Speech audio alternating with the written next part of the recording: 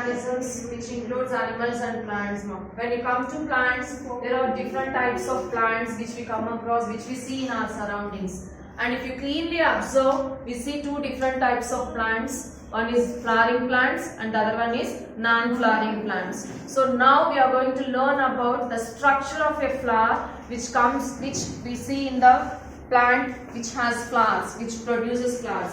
So here, this is the plant which we call it as flowering plant, and in flowers there are two types of flowers, bisexual flowers and unisexual flowers. So now when you come to this plant, this is a plant which we call it as Datura stramonium. The scientific name of this plant is Datura stramonium, which we call it as Datura plant. Datura plant we call this, and the scientific name is Datura stramonium. The common name of this is Ummetta, which this plant usually grows in the wastelands, in sides of the roadsides everywhere. Okay, generally we call this as Ummetta in Telugu.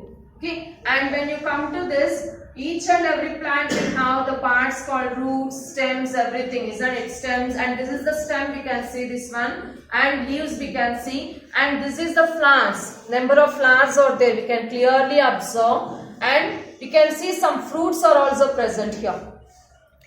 Fruit which is called as Datura fruit. Okay, so when you come to the flower, and when you go here, the flower is attached to the stem.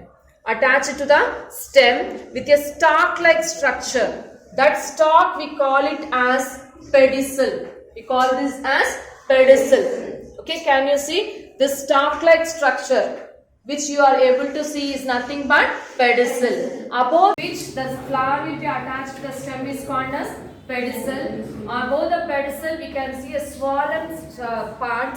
On that swollen part is called as thalamus. It is called as thalamus. On this thalamus swollen part, the floral parts will be arranged. Means the parts of the flower will be arranged in the form of whorls. Whorls means rings. The form of rings.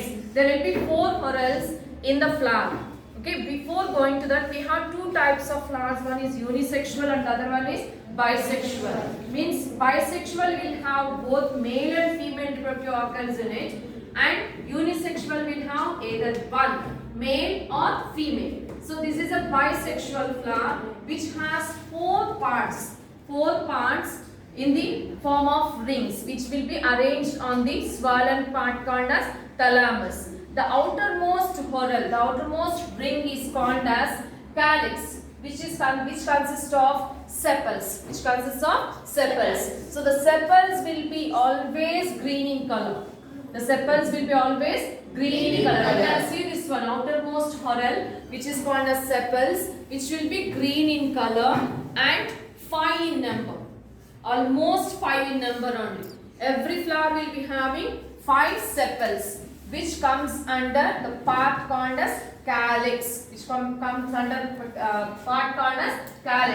Okay, and here in Datura you can see this one in the form of a tube. Here you can see this 1.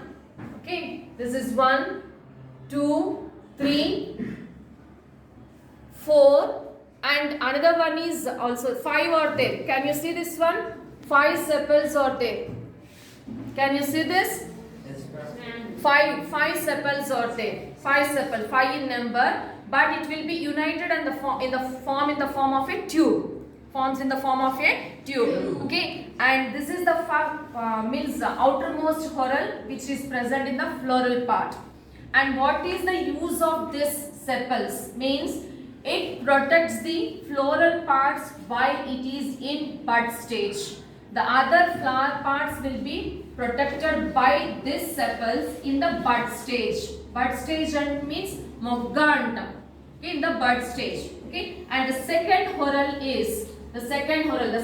ring is having, which we call it as corolla. The parts of that is petals. The parts present in that corolla is called petals. Which will be number, means where number, color, size, everyone will differ from one type of flower to the other type of flower. if you see in the datura, it is completely white in color.